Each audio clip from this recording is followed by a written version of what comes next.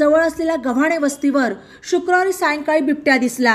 ग्रामपंचायत सदस्य दिलीप गव्हाणे आणि इतरांना शेतात काम करत असताना तो दिसला। त्यांनी यावेळी फटाके लावून बिबट्याला हुसकून लावण्याचा प्रयत्न केला।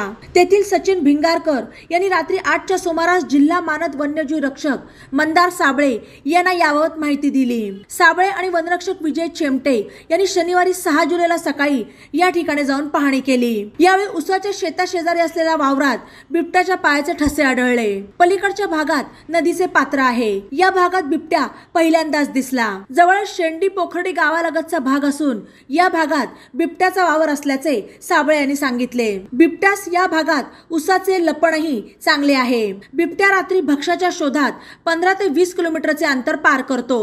बातम्यांसाठी ई नवा मराठा YouTube चॅनलला सबस्क्राइब करा आणि बेल आयकॉनवर प्रेस करा।